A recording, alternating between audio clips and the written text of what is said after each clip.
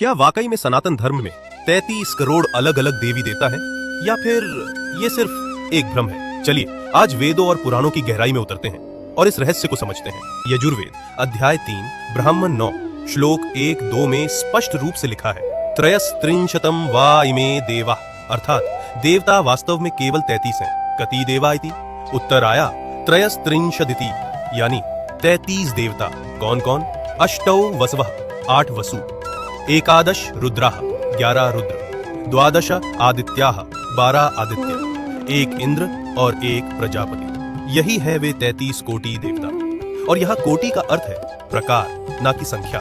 तो फिर ये 33 करोड़ देवी देवता की बात कहां से आई? स्कंद पुराण महेश्वर खंड अध्याय 1 श्लोक 47-48 में कहा गया है, यदि कोई स्त्री भक्ति सहित किसी एक देवी की पूजा करती है तो उसे ऐसा पुण्य प्राप्त होता है जैसे उसने 33 करोड़ देवियों की उपासना की हो।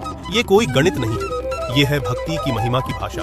ये हमें ये सिखाने के लिए कहा गया कि हर जीव, हर प्राणी, हर तत्व में ईश्वर का अंश है। जैसा कि ऋग्वेद मंडल 1 सूक्त 164 मंत्र 46 में कहा गया है, एकम सद विप्रा बहुधा वदंती, अर्थात सत्य एक ही है लेकिन ज्ञानी जन उसे अलग अलग नामों से पुकारते हैं। एक परम तत्व अनंत रूपों में, हर स्थान पर, हर अस्तित्व में विराजमान है। अब प्रश्न ये उठता है, हमें 33 कोटियों की पूजा करनी चाहिए या 33 करोड़ की? इसका सुंदरतम उत्तर मिलता है भगवत गीता से।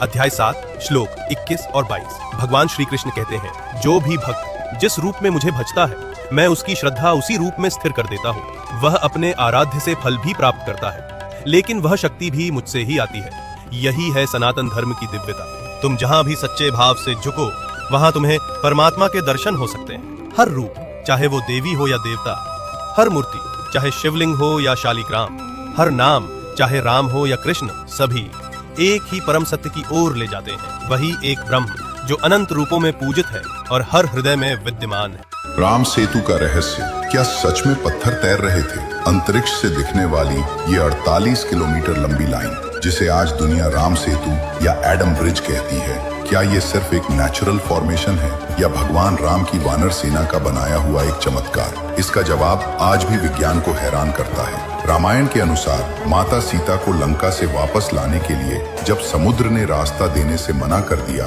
तब नल और नील को मिले वरदान से पत्थर पानी पर तैरने लगे। कहा जाता है कि सिर्फ 5 दिनों में करोड़ों पत्थरों से लंका तक का ये विशाल पुल तैयार हो गया था। हैरानी की बात तो ये है कि आज भी रामेश्वरम के पास ऐसे पत्थर मिलते हैं जो आम पत्थरों से भारी होने के बावजूद पानी में डूबते नहीं। विज्ञान कहता है कि ये प्यूमिक स्टोन हो सकते हैं जो ज्वालामुखी के लावे से बनते हैं और अपने छिद्रों की वजह से पानी पर तैरते हैं। लेकिन विज्ञान इस बात का जवाब नहीं दे पाता कि लाखों की संख्या में ये पत्थर एक सीधी रेखा में 48 किलोमीटर तक कैसे जुड़ गए, और उस युग में इतने विशाल निर्माण के लिए इंजीनियरिंग कहां से आई। ज्ञान के पास भले ही अपने तर्क हों, पर करोड़ों लोगों के लिए ये पुल सिर्फ एक ढांचा नहीं, बल्कि भगवान राम के दृढ़ संकल्प और असीम भक्ति का सबसे बड़ा प्रमाण है। इसलिए ध्यान में रखें, जहां आस्था हो प्रगाढ़, वहां पत्थर भी महिमा में रंग जाते हैं। हर कण में भगवान का वास, वही संसार को सजाते हैं। जय श्री राम। क्या होगा अगर आपको बताया जाए कि एक गुफा के भीतर पूरा देवलोक छुपा है, जिसे देखने की इजाजत हर किसी को नहीं मिलती? उत्तराखंड के कुमाऊं इलाके में स्थित है पाताल भुवनेश्वर, एक संकरी सीढ़ी नुमा गुफा जो धरती के भीतर 90 फीट तक उतरती है। कहते हैं यहाँ भगवान शंकर का निवास है और गुफा के भीतर आपको कैलाश पर्वत, गंगोत्री, यमुनोत्री और बद्रीनाथ के सूक्ष्म रूप नजर आते हैं। स्थानीय किंवदंती के अनुसार आदि शंकराचार्य ने 8वीं शताब्दी में इस गुफा की खोज की थी। अंदर की चट्टानों पर बनी प्राकृतिक आकृतियां इतनी सटीक हैं कि लगता है जैसे किसी अदृश्य शक्ति ने इन्हें तराशा हो। वैज्ञानिक इसे भूगर्भीय करिश्मा मानते हैं, लेकिन श्रद्धालु कहते हैं ये सिर्फ पत्थर नहीं बल्कि दूसरे लोक का द्वार है। पाताल भुवनेश्वर, जहां हर कदम पर लगता है आप धरती नहीं किसी और दुनिया में चल रहे हैं। रूपकुंड, एक ऐसा लेक जो हर गर्मियों में इंशानी कंकाल उगलती है। ये समंदर नहीं, झील है।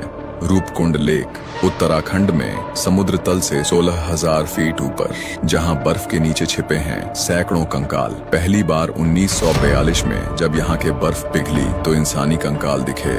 दर्जनों नहीं, सैकड़ों। लेकिन ये लोग कौन थे और सब एक साथ कैसे मरे? डीएनए टेस्ट ने बताया ये लोग 9वीं शताब्दी के थे। मृत्यु का कारण सिर पर गंभीर चोटें जैसे पत्थरों की बारिश हुई हो। स्थानीय लोक कथा कहती है एक बार राजा, रानी और उनका काफिला तीर्थ पर निकला था, लेकिन रास्ते में कहीं देवता नाराज हो गए और आसमान से ऐसे ओले गिरे जैसे खुद देवताओं ने मौत बरसाई हो। पल भर में सब वहीं बर्फ में दफन हो गए। कहते हैं वक्त हर चीज को मिटा देता है, लेकिन रूपकुंड ये हर गर्मी एक भूली हुई मौत की कहानी फिर से उकेरता है। हड्डियां आज भी गवाही देती हैं। क्या आपने सोचा है भगवान कृष्ण का वो अस्त्र जिसे कोई रोक नहीं सकता था, सुदर्शन चक्र आखिर आया कहां से? कथा कहती है जब असुरों का आतंक बढ़ा तब विष्णु ने तपस्या करके शिवजी को प्रसन्न किया। महादेव ने उन्हें दिया एक दिव्य चक्र जो समय और धर्म दोनों पर नियंत्रण रखता है। यही चक्र बाद में श्री कृष्ण के हाथ में आया। मथुरा से लेकर कुरुक्षेत्र तक जब भी अधर्म बढ़ा, कृष्ण ने अपने सुदर्शन से न्याय दिलाया। महाभारत में जब भीम ने दुशासन को हराया और दुर्योधन का अंत तय हुआ, तब भी सुदर्शन आकाश में घूम रहा था, जैसे स्वयं समय गवाही दे रहा हो। कहा जाता है सुदर्शन कोई साधारण अस्त्र नहीं, बल्कि स्वयं काल का रूप है जो एक पल में सृष्टि की दिशा बदल सकता है। कर्ण और अर्जुन के अंतिम युद्ध के समय जब कर्ण परशुराम के श्राप के कारण अपनी सारी विद्या भूल गए और ब्राह्मण के श्राप के कारण उनके रथ का पहिया धरती में धंस गया, तब अर्जुन ने अंजलिक बाण से कर्ण को धराशाही कर दिया। किंतु बाण लगने के बाद भी कर्ण की मृत्यु नहीं हो रही थी।